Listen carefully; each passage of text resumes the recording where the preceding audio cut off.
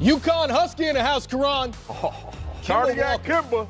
All-star starter. Congrats to him. He tips off against the Chicago Bulls at 7. Speaking of an all-star, Rex, D'Angelo Russell. Yes, Louisville, Kentucky, baby. Oh, that's one Kentucky reference. I'm going for a bunch today. Man, that boy had a heck of a season. Congratulations, young fella. And Giannis Antetokounmpo, you know, he's picking teams. I guess that's what happens when you're in the MVP conversation. You guys recognize the guy in front of him, Jason Smith? Very good guy as well. But he in the Capitol tonight. As a rookie, he's saying, I'm very happy to be here. Luka Doncic, congrats to him as well. Western Conference Rookie of the Month. He tips off at 7:30 against Cleveland. You know, he's questionable for this one. That smile looks like he's ready to give it. I thought we was just about to announce that he got Rookie of the Year. Might as well put that out. We can. Oh, you just spoiling stuff, huh? It's the real. Breaking news on Twitter from Karan Park. Boom!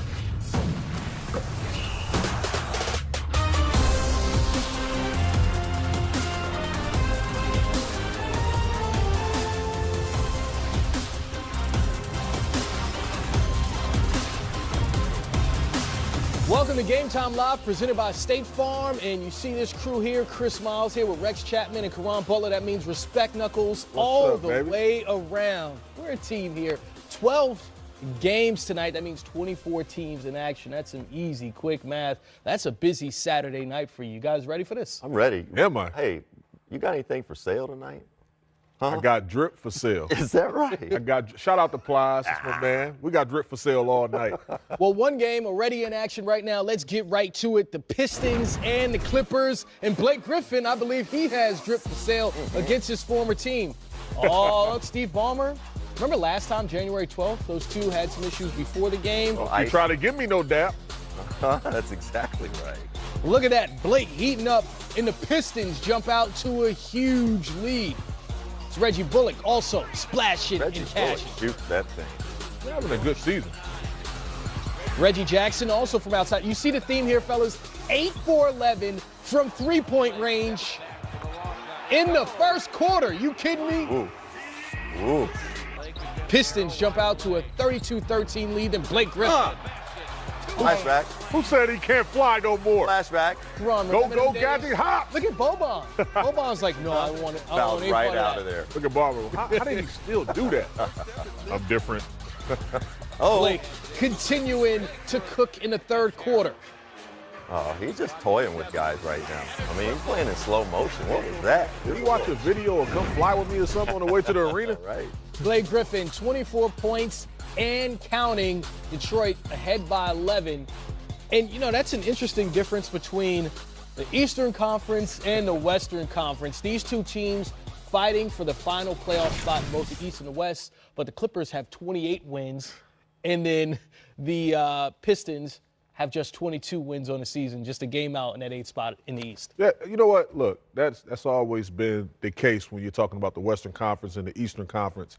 However, you know, you got to tip your hat off to the Pistons. They're playing exceptionally well. Blake Griffin just got the I don't know if it's his 5th or 6th All-Star nod now. So now he's playing amazingly well, and they're feeding off that momentum, and they're trending in the right direction. It's always a shift. I mean, it was a shift back. It was always Eastern Conference when I was playing. I'm old, though. Now but it's the same. Karan's like, I don't remember that. Nah, he couldn't. I was following Rex. He was a wizard. I was a bullet. Yeah.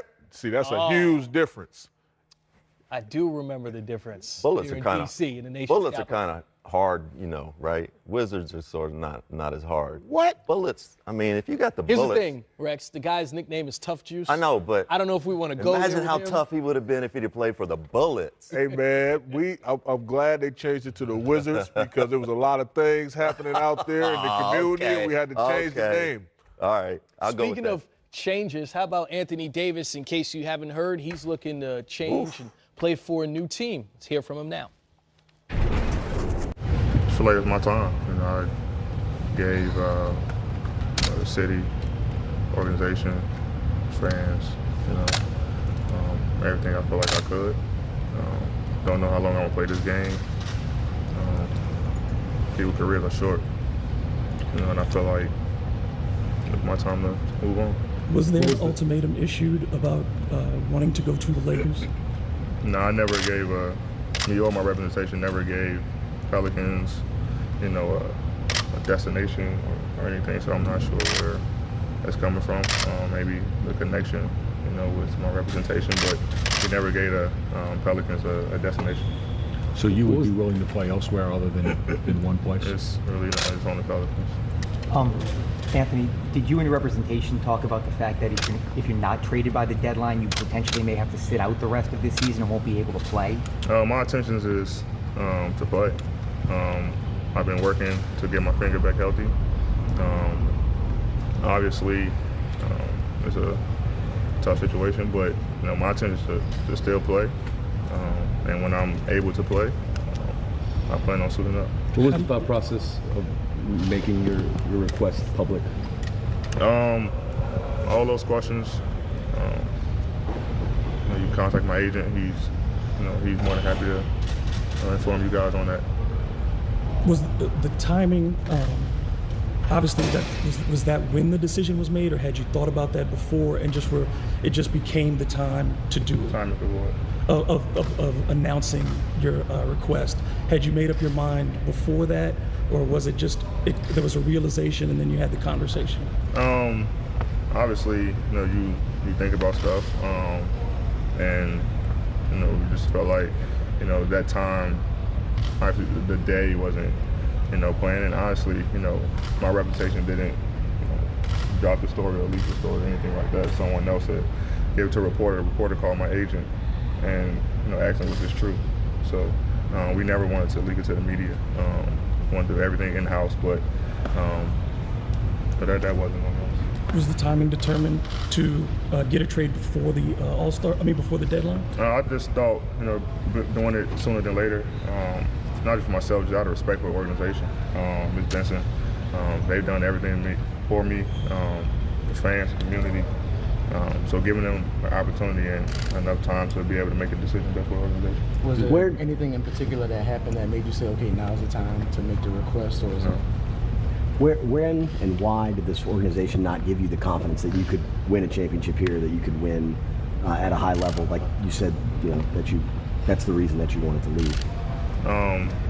Like I said, I just feel like it's my time, and it's just as simple as that. The saga continues. Here's another Woj bomb. The Lakers' first offer to the Pelicans for Anthony Davis. LA offered Lonzo Ball, Kyle Kuzma, Rajon Rondo, Michael Beasley, and a first-round pick. Who you do not see listed there is one Brandon Ingram. So a lot of moving parts in this Anthony Davis trade saga. But the number one question, is the deal going to get done before the trade deadline at 3 o'clock on Thursday? Because you heard Anthony Davis say sooner rather than later is what he'd prefer. Well, it's all based upon what are you willing to offer if you're the Lakers. And Magic put out something that didn't get a bite. And I think that, going forward, they're going to ask or require, everything is safe outside LeBron James. That's clear. So they're going to require Zubac. They're going to want Kuzma. They're going to want Ingram. They're going to want possibly another pick. And they probably even say throw in Josh Hart. So when you ask for pretty much the whole young nucleus, the whole young foundation, and obviously Ball also, they're going to want all those pieces acquired in this situation. And, I was able to talk to a source very close to this situation. And the word was, if it's anyone besides the Los Angeles Lakers, you have to understand that it will be a rental situation.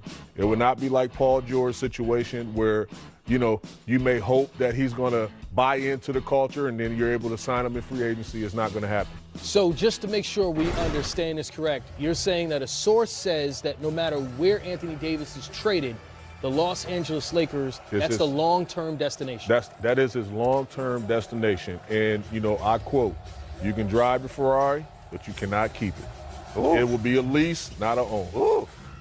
Well, in that case, Rex, what's a fair trade for Anthony Davis? Because, again, Brandon Ingram is apparently the guy that wasn't included in that. We saw when Chris Paul got traded to Houston, 7 players and a draft pick. So this is not territory we haven't been in I before. think Magic offered Rob Pelinka today also. It almost sounded like the Clippers situation when Doc Rivers was involved in the trade. Right. You know what I mean? To get him over there. I think for the Lakers, obviously, they want to get it done. Watching Anthony, Kentucky, University of Kentucky, watching Anthony Davis just then, I don't know that I can remember a player, a great player, in a long while that has been more ready to get up out of where he is. He's ready to go. You can see it in every answer he gives. And look, I follow him, obviously, from his college days. I'm a fan. He's a guy who sacrificed. He sacrificed when DeMarcus went in there. He plays winning basketball. He knows how to do that, and I think he's ready to get back to that. He's given a lot to this franchise, and I think he's just ready to go. Here's my thing, and this is why I get upset, because so many times people say, well, he's bailing out on the organization. That's not the case here. When you have an individual who's 25 in the prime, and I want the viewers and the listeners to understand this and hear this well and see this as I'm telling it to you. If you're 25 years old, just put yourself in this kid's situation. Where would you want to be? It's a couple organizations around the association that get it right. And we're talking about money and all-stars and all that. All the personal accomplishments is amazing. But you're talking about winning now. Lakers, Miami, Detroit, Mavs, Spurs, Warriors, Bulls. These are the teams that won championships in the more recent in the recent past. And he want to submit his legacy going forward. Preach tough, Juice. And certainly to back that up, Anthony Davis, by requesting this trade, apparently is going to leave $80 million on the table. So clearly legacy more important than money for Anthony Davis in this situation. We have breaking news. According to Chris Haynes, LeBron James will not play tonight against the Golden State Warriors due to, quote, load management. League sources tell Yahoo Sports. Now, LeBron James played 44 minutes in his first game back. The Lakers are facing the Golden State Warriors, the same team he hurt his groin against on Christmas Day. Rex, what do you make of this? KD-itis. He's ducking KD. Steph-itis. Clay-itis. No.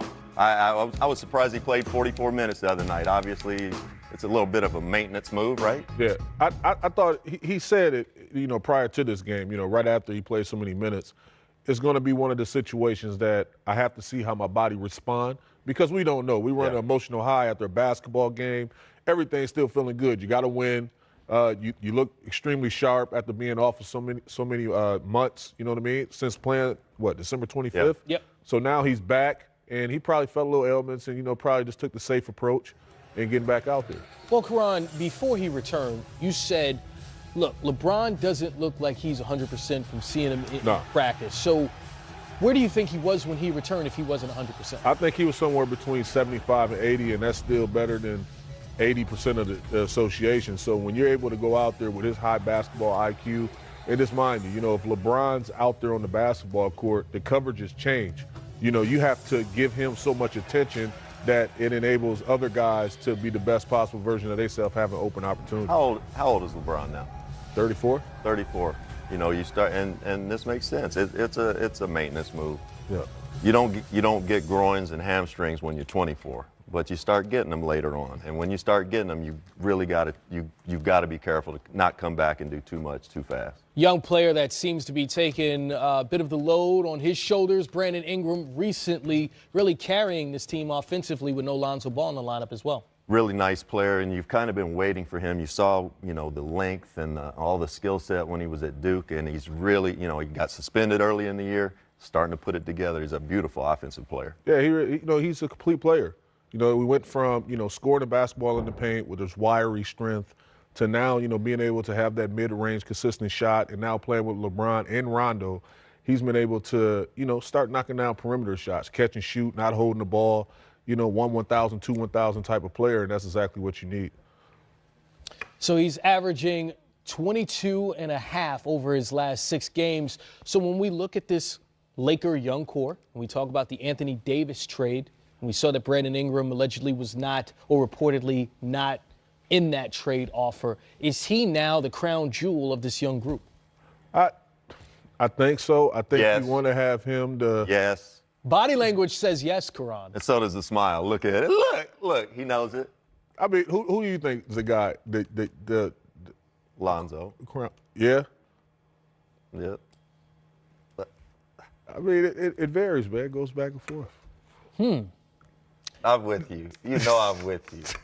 I feel like you're being very, very tight-lipped on this situation, as if you don't want to give us too much information. That's fine. But just judging from talent and what they produce, Rex, who do you say is the crown jewel of that young group? Brandon Ingram, Kyle Kuzma, who, don't forget, that 27th pick that they used on Kyle Kuzma came over from that D'Angelo Russell trade with Brooklyn. So they got him essentially replacing a young D'Angelo Russell. Yeah. You know, there's some thought that maybe they got rid of D'Angelo a little too soon. Yeah. You know, I know some of us think that, but yes, I think Brandon Ingram is the crown jewel in the piece of the puzzle. And at some point, they're going to have to give it. They're going to have to give it up if they want to get AD done now. Me personally, I'm a huge Kyle Kuzma guy. Yeah, I am too. I love an underdog, and I think that, just from last season, when you talk about adversity, I think he was the guy that was in the forefront, the poster child. In all the interviews, saying all the right things, having the coach back, even when, Father Ball was out there saying miscellaneous things. I just felt like he kept the foundation sound, thought he was the voice of reason, and he showed great composure and leadership, not just by talking, but actually playing and demonstrating it on the court also. Well, someone who's shown leadership in the NBA Finals in big situations, one Kyrie Irving. But this week, he had some situations off the court in Madison Square Garden. They started chanting for him to come play for the New York Knicks. But here's Kyrie after the Celtics won that game. You did hear the chants, Kyrie? Are you reaching for it right now? No, I couldn't hear everything. Everybody heard it. Come on, man. Come on, man. Do you laugh at all when you hear it? I mean, a lot of guys get cheered.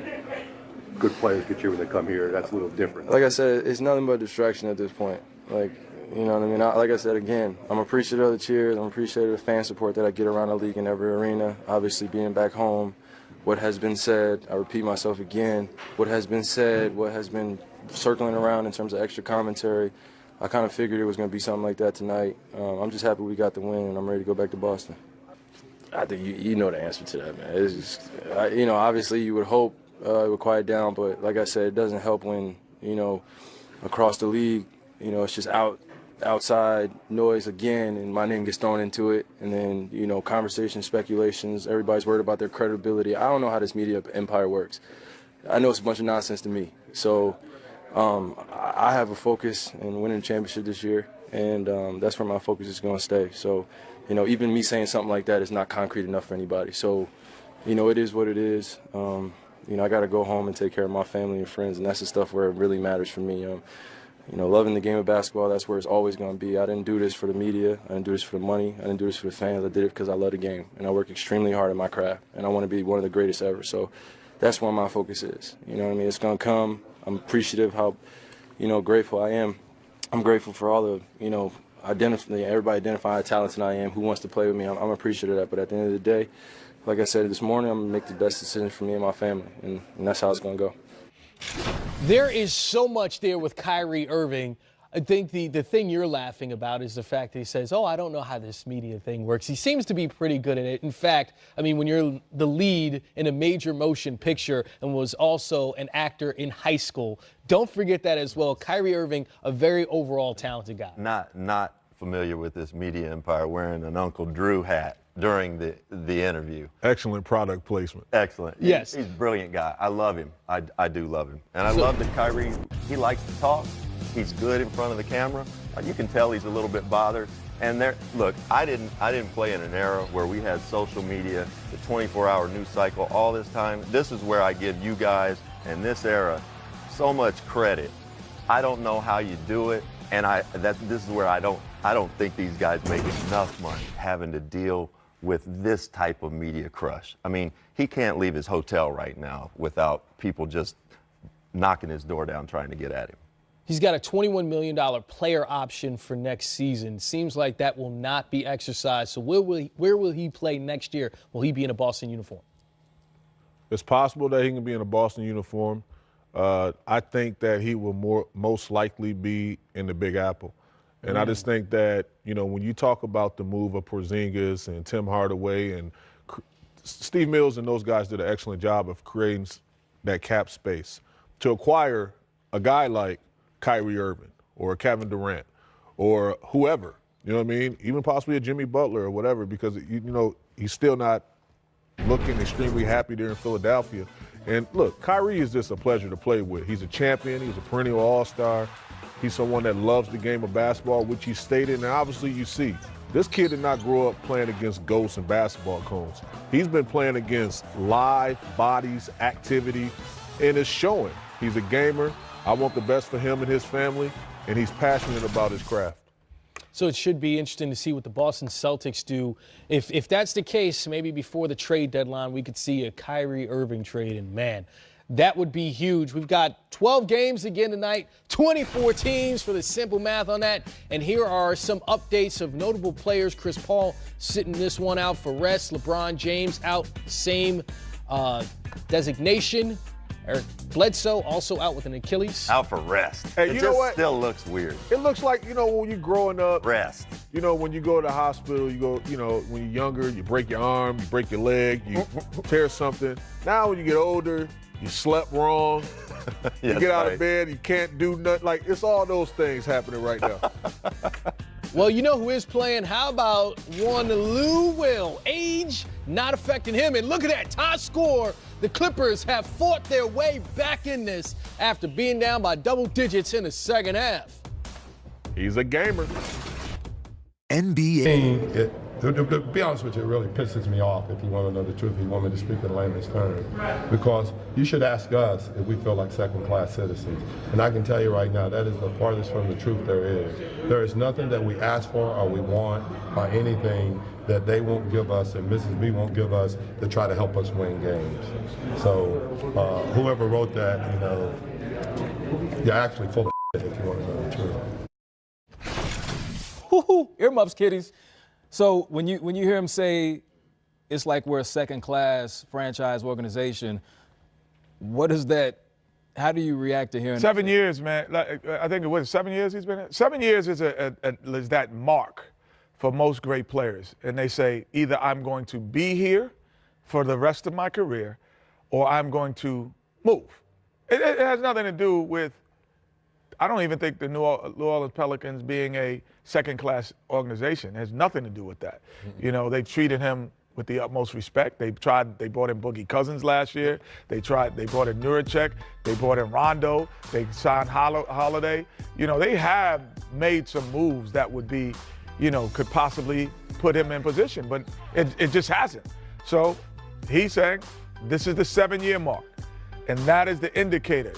I don't even know off the top of my head when Chris Webber was a free agent, when Akeem Olajuwon, like all of these guys from the past, and now you bring LeBron James in his 7th year. What did he like? That's the year when guys say, "I'm gonna stay here forever," or "I'm gonna leave." And that last point, I think this past year by not bringing back Rondo, we know Boogie's injury kind of made everyone hesitant. I think if you'd have done a few more things, to Kenny's point, and after talking to Rich Paul at the game the other night, that was the deciding factor. In year 7, you're not making the moves that makes us feel comfortable that we want to stay here for our whole career. That's why Rich Paul did what he did. Well, it makes sense so far in those 7 seasons. The Pelicans have only made it to the postseason twice. I don't even think it's the moves, though, and D. I don't think it's the moves that they make. Because I think those moves that they made, they were going for it, in a sense. It just didn't work out. Now, it's like, you tried, but it just, that wasn't the girl I wanted to take to the prom. Or I even could get to I couldn't even get a prom invitation. Because I didn't get to the playoffs. I couldn't even get to the dinner. So now it didn't work out. It doesn't have anything to do that you didn't do all of the things. You brought the flowers, you brought the candy, you set up the limousine. It's just nobody, you opened the limousine and nobody was in it. No playoff was inside of that limousine. Right. 3D, any more prom day commentary? No, I think we hit on the head. I just wanted to make sure the casual fan understood. No doubt. We got so much, Twitter, how come all this guy get fined and that? I just want everyone to understand why the process was the way it was. Well, that's what we're here for, to give you knowledge, everything. Trade deadline show is coming up. We're going to have it here for you. Make sure you keep it locked on NBA TV, February 6th. When is that? Man, I might come in for that. I mean, you might have to, Jack. I might just fly in early for that. I mean, you might as well. Yeah. Back-to-back Thursday and Wednesday, we got you covered. Check the times are on your screen. But tonight, That's Giannis. You know, the Bucks have gone 11-3 in January, tied for the best mark in the NBA. They visit the Raptors, who have the second best record at home in the East, 21-4. Who's going to win tonight? It's on TNT. More Game He'll Time. never get traded.